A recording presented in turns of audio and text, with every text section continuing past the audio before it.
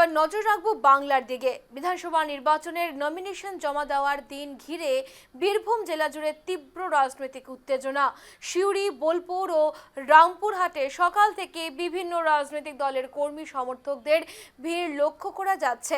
Nomination কেন্দ্রগুলির আশপাশে কড়া পুলিশ নিরাপত্তা ব্যবস্থা নেওয়া হয়েছে প্রশাসনের পক্ষ থেকে।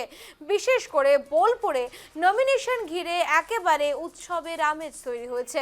দলীয় পতাকা, মিছিল, স্লোগানে মুখর এলাকা। প্রার্থী ও সমর্থকদের উপস্থিতিতে জমে উঠেছে রাজনৈতিক লড়াইয়ের ময়দান।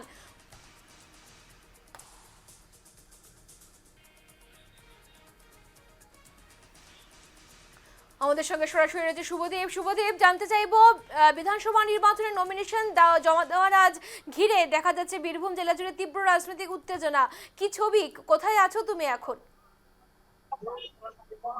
তোমাকে বলে রাখবো যে এই মুহূর্তে আমি কিন্তু বীরভূমের রামপুরহাট মহকুমা শাসকের দপ্তরে রয়েছে এবং তুমি আমার পিছনে দেখতেই পাচ্ছ একদম চরম কড়া নিরাপত্তার ব্যবস্থা করা হয়েছে। রাজ্য পুলিশের বিভিন্ন আধিকারিকরা এবং তার সঙ্গে সঙ্গে রাজ্য পুলিশের কর্মীদের পাশাপাশি কেন্দ্রীয় বাহিনীর একটি কোম্পানি তারা কিন্তু নিরাপত্তার দায়িত্বে রয়েছে এবং ইতিমধ্যে রামপুরহাট মহকুমা শাসকের দপ্তরে কিন্তু যে হেভিওয়েট ক্যান্ডিডেটরা রয়েছেন বিজেপি এবং তৃণমূলের, তারা কিন্তু একে একে উপস্থিত হয়েছেন। 5 বারের বিধায়ক তথা রামপুরহাট বিধানসভার তৃণমূলের প্রার্থী আশিস বন্দ্যোপাধ্যায় তিনি এসেছেন, তার মনোনয়নপত্র জমা হয়েছে।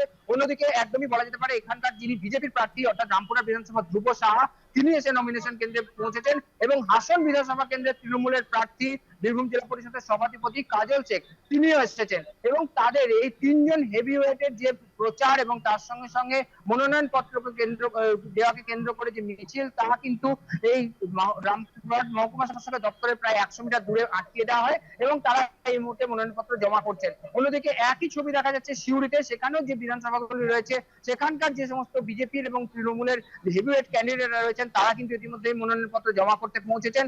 বোলপুরেও সেই ছবি দেখা গিয়েছে, তবে বোলপুরে একটা বড় বিশৃঙ্খল ছবি দেখা গেল। এই বোলপুর যে মহকুমা শাসকের দপ্তর তার কিছুটা দূরেই কিন্তু বিজেপি এবং তৃণমূলের যে কর্মী সমর্থকরা তারা একে অপরকে উদ্দেশ্য করে কিন্তু জয় শ্রীরাম এবং জয় বাংলা ধ্বনি দিতে থাকেন, স্লোগান দিতে থাকেন। তাকে কেন্দ্র করে কিন্তু চরম উত্তেজনার পরিস্থিতি সৃষ্টি হয় এবং তারপরে পুলিশ এবং কেন্দ্রীয় বাহিনীর জওয়ানরা গিয়ে পরিস্থিতি নিয়ন্ত্রণ করে। বড় ধরনের কোনো অপ্রীতিকর ঘটনা কিন্তু ঘটেনি। তবে একদমই বলা যেতে পারে আজকে 2 তারিখে কিন্তু তৃণমূলের তরফে প্রথমেই বলা হয়েছিল আজকে মনোনয়নপত্র জমা দেওয়া হবে। অন্যদিকে বিজেপির যে বেশ কয়েকজন তারা কিন্তু এসে মনোনয়নপত্র জমা দিয়েছেন। অর্থাৎ বিজেপি এবং তৃণমূল রাজ্যের দুই যুযুধান যে দল তাদের যে প্রার্থীরা তারা কিন্তু একসঙ্গে এসে নমিনেশন দিচ্ছেন। তারপরে কিন্তু স্বাভাবিকভাবে উত্তেজনার পারদ চড়ছে বীরভূম জুড়ে। আগামীতে এই মনোনয়নপত্র জমা দেওয়ার পরে তারপরে কিন্তু তাদের প্রচারের যে ঝাঁজ তা আরো বাড়বে, সেটা কিন্তু বলার অপেক্ষা রাখে না। এবং স্বাভাবিকভাবে তুমি জানো ইতিমধ্যে বিভিন্ন জায়গা থেকে বীরভূমের বিজেপি এবং তৃণমূলের মধ্যে বিভিন্ন ধরনের যে সংঘর্ষ এবং তার সঙ্গে সঙ্গে একে অপরকে যে দোষারোপ, একে অপরের বিরুদ্ধে ওঠা অভিযোগ, সেই নিয়ে কিন্তু অশান্ত হয়েছে। বারবার আমরা দেখতে পেয়েছিলাম গতকালকে কিন্তু সিউড়িতে সেখানকার যে বিজেপির হেভিওয়েট প্রার্থী জগন্নাথ চ্যাটার্জি তিনি অভিযোগ করেছিলেন যে বিজেপির যারা বুথের নেতৃত্ব রয়েছেন, কর্মীরা রয়েছেন, তাদের বাড়ি বাড়ি যাচ্ছে রাজ্য পুলিশ এবং কেন্দ্রীয় বাহিনীকে নিয়ে যাচ্ছে এবং তাদেরকে ভয় দেখাচ্ছে। তার ফলে যাতে কোনোভাবে তারা যেন ঘরের বাইরে না যায় বা প্রচারে না বেরোয় বা ভোটের দিন না বেরোতে পারে, সেই কারণে ভয় দেখানো হচ্ছে এমনই অভিযোগ করেছিলেন। এবং জগন্নাথ চ্যাটার্জিকে আঙুল উঁচিয়ে কিন্তু দেখা গিয়েছিল পুলিশ এবং কেন্দ্রীয় বাহিনীর জওয়ানদেরকে শাসাতে। অন্যদিকে তৃণমূলের তরফে কিন্তু বারবার অভিযোগ করা হচ্ছে যে এসআইআর এর মাধ্যমে ভোটার যারা প্রকৃত ভোটার তাদের নাম বাদ দেওয়ার একটা চক্রান্ত করেছে বিজেপি।